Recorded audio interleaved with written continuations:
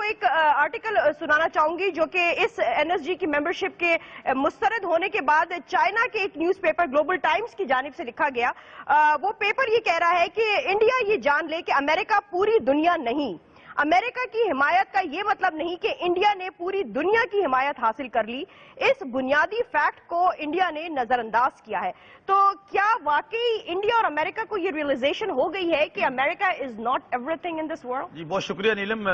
सबसे पहले तो जो गलानी साहब कह रहे थे और सर जो कह रहे थे और इसी तरह अपना शाह लतीफ साहब, देखना पड़ेगा कि अल्टीमेटली इसके जो क्रॉनिक इशू बना हुआ है ये क्यों बना है। इसके पीछे बहुत सारी गलतियां हैं हमारी अपनी भी, कि एक तो हम कौम नहीं बने आज तक, नंबर 1।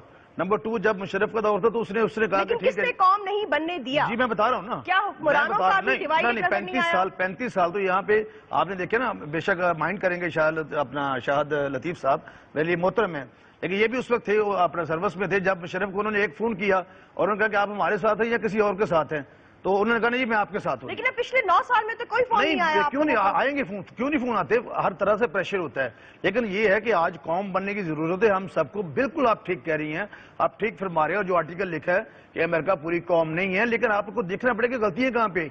मैं ओपनली कह रहा हूँ कि जो रशिया के खिलाफ वार थी वो ज़िया-उल हक की बददियानती थी, तारीखी बददियानती थी, वो वार भी गलत थी। और आज हमने पूरे गांव में अगर 2 चौधरी हों तो एक दोनों के घर में बंदूक होती है, सिर्फ एक रह जाए तो फिर लोग उसकी तरफ जाते हैं और उसी से डरते हैं। तो ये मसला बाकी जहाँ तक आज की जो मिलेनियम एज की वॉर है, जिसमें कि आपके फॉरेन ऑफिस को अपने आप को वॉर जोन के तहत अपने आप को डिफेंड करना है, अपने आप को प्रोजेक्ट करना है, उसमें आपका भी फेलियर नजर आ रहा है। बिल्कुल मैं आपकी बात से एग्री करता हूं। बेशक I am in the cabinet, मैं आपकी बात से एग्री करता हूं कि जिस लेवल पे इंडिया की या दूसरे ममालिक की लॉबिंग सिस्टम है वो हमारा शायद नहीं है उस लेवल पे। नहीं बिल्कुल नहीं है, शायद नहीं, यकीनन नहीं है। जो भी देखिए मैं वहां बात ही नहीं है। Maybe I will be the last and first अपना लास्ट पर्सन या फर्स्ट पर्सन जो ये ओपनली कह रहा हूं कि हमारी जो लॉबिंग है, क्योंकि मैंने खुद यूएनओ में 37 times I have been in the United Nations, तो जो लॉबिंग होती है वहां पे सर समितियां सारे समझते हैं गलानी साहब भी कि लॉबिंग जो होती है वो आपकी सारे जो रिजल्ट्स है वो सामने लाती है। जी लेकिन शाहिद लतीफ साहब, एक तो ये बात हमारे सामने क्लियर हो गई है कि एनएसजी मेंबरशिप का इशू के हवाले से जो मैसेज गया है, जिस तरह से हमने यूएस को इंडिया को प्रमोट करते हुए देखा,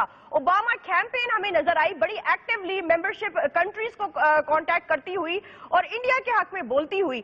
तो ये अमेरिका की इंडिया के लिए प्रोजेक्शन क्या चाइना के गिर्द घेरा तंग करने का मकसद था या पाकिस्तान के गिर्द घेरा तंग करना मकसद है?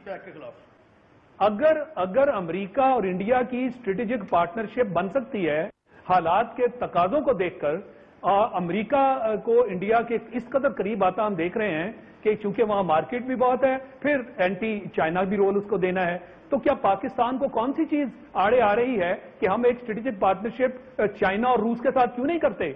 इस खित्ते के जवाब ले लेते हैं हुकूमती रिप्रेजेंटेटिव से। यहाँ पर शाहिद लतीफ साहब हमारे साथ रहिएगा। जी सिंधु साहब। जी शाह लतीफ साहब, मैं इंतहाई अदब और एहतराम के साथ, I have lot of respect for you, लेकिन जब मुशर्रफ ने ये फैसला किया था तो ही उस वक्त पोलिटिकल गवर्नमेंट नहीं थी।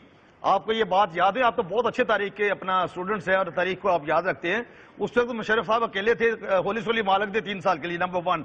और फिर आप कहते हैं कि माजी को क्यों ना याद रखी? वो कहते हैं ये वक्त भी देखा है तारीख की घड़ियों ने, लम्हों की खताओं ने सदियों की सजा काटी। ये आप किस तरह से कर सकते? एक गलत फैसला शालती साहब आप उस वक्त थे, आप उस वक्त मुझे आप अगर माजी से निकल कर बात करें हम तो आई थिंक हमारा टाइम ज्यादा प्रोडक्टिवली डिस्कस हो जाएगा।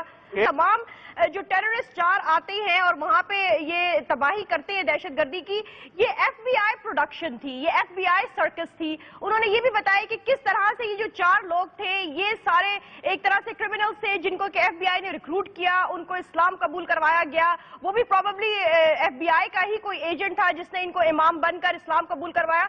तो अब हम जब देखते हैं आजकल जो एक रूटीन में ये अटैक्स होना शुरू हो गए हैं, क्या आपको नहीं लगता कि यूएस इसी को अगर ले लिया जाए तो जिस तरह से प्लॉट करता फिर रहा है और ग्लोबल लेवल पर इस्लामोफोबिया को ला दिया गया है और पाकिस्तान को एक सेंट्रल पीस बना के खड़ा किया जा रहा है, जिसमें हमें इंडिया भी नजर आता है, वो भी पार्टिसिपेट कर रहा है यूएस के साथ, और अब अफगानिस्तान भी उनकी टीम में शामिल हो गया। तो आपको क्या नजर आ रहा है कि हम इन तमाम चैलेंजेस को रियलाइज कर रहे हैं और उस तरह से रिस्पॉन्ड कर पा रहे हैं? देखिए, पाकिस्तान के इर्द गिर्द जो एक घेरा तंग किया जा रहा है वो पिछले चंद महीने में साफ उभर कर सामने आ गया। आपके जो हमसाया ममालिक जिनसे अरसा दराज से न सिर्फ ये कि वो आपके हमसाए हैं, आपकी ट्रेडिशनल उनसे दोस्ती है। کس طرح ایک سسٹمیٹک طریقے سے انہیں آپ سے دور لے جایا جا رہا ہے، جس میں ایران شامل ہے، افغانستان شامل ہے۔ انڈیا تو پہلے ہی ہمارا مشرقی سرحد جو ہے وہ ایک ہوسٹائل کہی جاتی تھی، تو اب کیا مغرب اور پھر ہمارے جنوب میں بھی ایک ہوسٹیلٹی قائم کی جا رہی ہے؟ یعنی صرف نارتھ میں ایک چائنا ہے جو اس وقت پاکستان کے ساتھ کھڑا ہے۔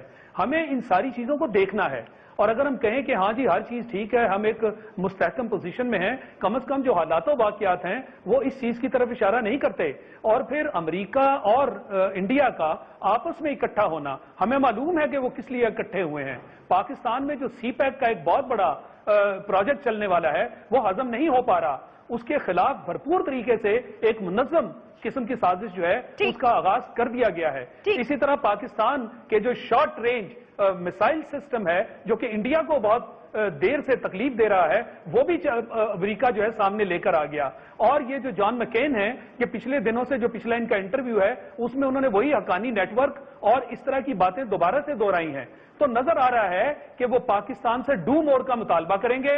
انڈیا ان کے ساتھ شامل ہے، انڈیا کی بہتری کے لیے اس ریجن میں پاکستان کو خاص کر دہشت گردی کا پھر سے فوکس اس لیے بنایا جا رہا ہے بہت کم رہ گیا ہے۔ قادر گیلانی صاحب 10 سیکنڈز میں آپ اس ڈیلیگیشن کے وزٹ کو اگر بریف کرنا چاہیں کہ آؤٹ کم کیا نظر آئے گا؟ دیکھیں اس کا سب سے زیادہ تو کلیئرٹی ہوگی کل جب ان کی آرمی چیف سے ملاقات ہوتی ہے اور اس کا کیا رزلٹ نکلتا ہے۔ میرے خیال میں اگر جان کیری آئے ہیں تو یہ ہمیں بڑا سیریسلی لینا چاہیے، کیونکہ ان کی زیادہ تر جو ڈیمانڈز ہوں گی وہ ڈیفنس پرسپیکٹو پر ہی ہوگی۔ ٹھیک جی ڈاکٹر صاحب ہم آ جاتے ہیں واپس، جو ہمارا ٹاپک تھا کہ ہم کافی ایشوز کو اس وقت ٹچ بیس کرتے ہوئے نظر آئیں گے۔ کل آرمی چیف سے بھی ملاقات ہونے جا رہی ہے، کیا آپ کو لگتا ہے کہ F-16 پلینز کا جو معاملہ ہے وہ ریزالو ہو پائے گا؟ ہم نے پہلے بھی دیکھا کہ جب بھی آرمی چیف ملے ہیں تو وہ بڑا دو ٹوک انداز میں ملے ہیں۔ انہوں نے فضل اللہ کی اریسٹ کی بھی بات کی تھی اپنی ملاقات میں جو پریویسلی ہوئی تھی، تو کیا کل کی ملاقات کوئی ہمیں بہتر نتائج دے سکے گی؟ دیکھو نیلم، میرے خیال میں پاکستان کی اور امریکہ کی جو ریلیشن شپ ہے وہ بڑی ٹرانزیکشنل ریلیشن شپ ہے۔